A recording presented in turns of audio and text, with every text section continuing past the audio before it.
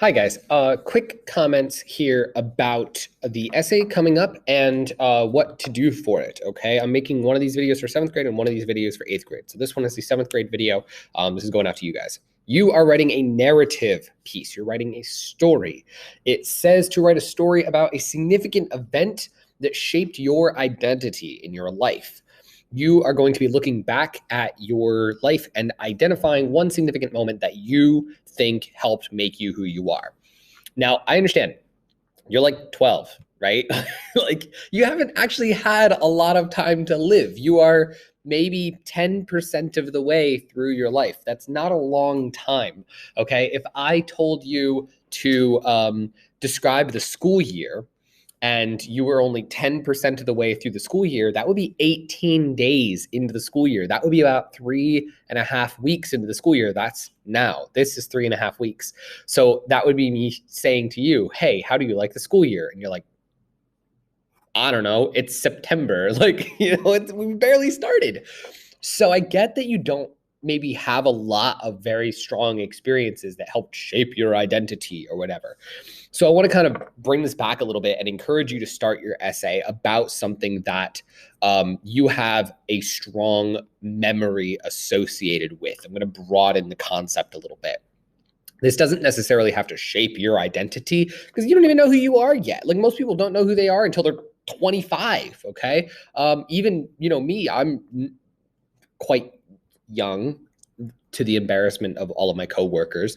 But I'm almost 30 and I definitely still find out new things about myself all the time. Okay. And really, you never stop growing and you never stop learning and you never stop finding a new identity in yourself. So if you asked me a few years ago, right, or even 2 years ago, when I would still say that, I have a strong sense of identity, um, about a topic today, I might tell you something very different. Okay. I never stop growing, I never stop learning, and I never stop changing. And I'm never so stubborn or so arrogant as to stick to one version of myself. I admit that I can change, and that's fine. So as far as your essays go, think about something that you have a strong memory about. This could be maybe a family trip. This could be a sibling, a best friend, a event that you experienced with a parent, right? Mom, dad. Maybe you're adopted, so maybe it's something, meeting your biological parents for the first time. Maybe it has to do with some bad event. I know if I was going to write about, this time period in my life, I would definitely write about when I was 13. I had an accident skiing and I broke my femur, which is the largest and strongest bone in your body. So breaking it is not a small issue. And after that, I had to go do some other things that I had planned to do. Like I was supposed to go to a national choral convention and sing in a choir, but I couldn't walk and it was in New York, right? So I had to go in a wheelchair and, but I did it. I stood on a walker for the performance. And then a couple months later, after the bone had mostly healed up, I had a second surgery, and then I went on a trip to South America that I had planned. So when I was 13, I had these really big experiences that definitely taught me a lot about my personal determination and what I was willing to do and how much pain, literal physical pain, I was willing to go through for my passions and my hobbies, right? And I wanted to sing at this choral concert that I got into by my own merit, and I wasn't going to let a silly thing like a snapped femur or some surgeries get in the way. So I worked through the physical therapy, I worked through the pain, and I just did it. And not everybody can say that, and certainly not everybody could do it, and that's fine. That's not a slight on anyone else, but it does say a lot about me and what I am willing to do. So I encourage you to think about some situations like that. They don't have to be good experiences. They don't have to be bad experiences. Just something about your life that you have a strong memory associated with that maybe helps make you a little bit of who you are. Okay. Edgenuity has you going through the writing process, pre-writing, drafting, revising, editing, and publishing. But what they don't talk about is how important it is for you to build your narrative through dialogue and character. Okay, when you watch a movie or you read a story, you're not just reading, once upon a time, little Johnny got up and went downstairs and did this thing.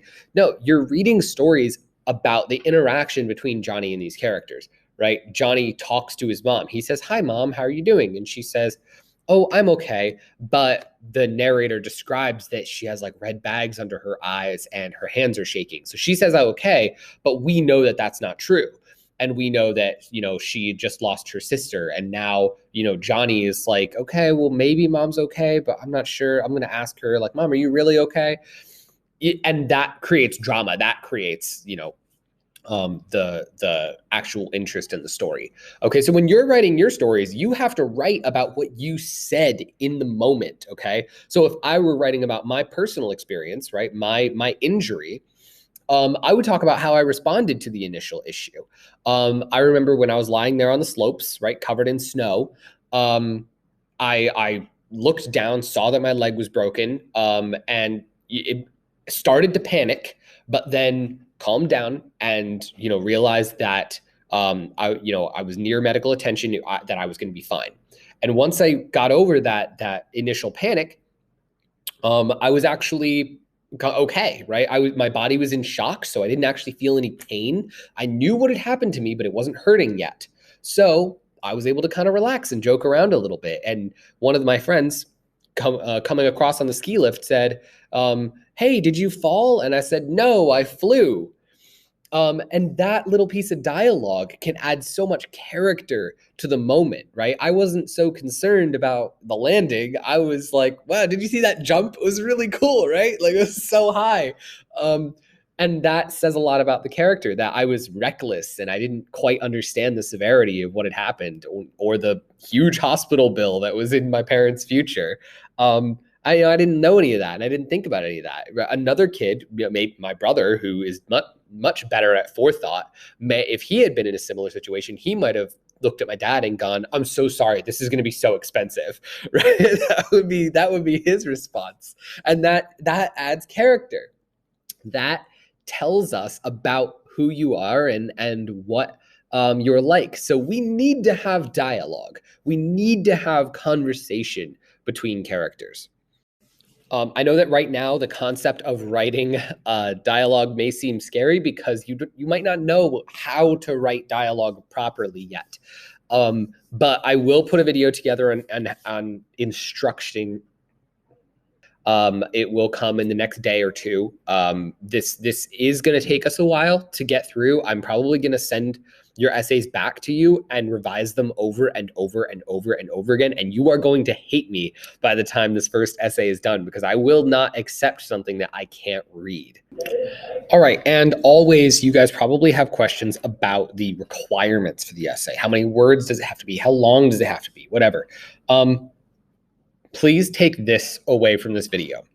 Your video should be written professionally and follow my 5 do's and don'ts of writing from my previous video. If you don't remember those, please go watch them. But as far as like essay length goes, there really isn't any essay length that I can give you specifically. I will give you a number to aim for, but it's not like a required target or anything. Because you're writing dialogue, every single line of dialogue is going to be its own paragraph break. So I can't tell you how many paragraphs. And your story may go on a little bit. Maybe it was a short event that for one person, but maybe it was a really long event for somebody else. And in order to communicate that idea clearly, they're going to have very different essay lengths, but that doesn't mean one's going to be worth more than the other. Okay. But a good number I think you should be looking at is around 500 words. Okay, that sounds like a lot, but it's actually only 2 pages double spaced. All right, assuming that you're not writing with paragraph breaks. If you take your document and you write in Google Docs, it will automatically count your words for you and you'll know how long it is. Okay, so just kind of aim for that number. It doesn't have to be that long. It could be longer, it could be shorter.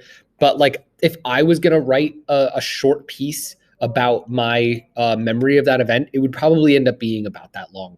Okay, and that's a nice short distance for you. Okay, so you don't really need to go crazy with it. All right, so keep an eye out for that video. But in the meantime, think about events that shaped you, or at least strong memories that you have, and Write down dialogue from that event. That's what you need to take away from this. Find a particular event and write down dialogue, meaning words that were spoken by people at the time. All right, if you do that, you'll have a good start on the essay.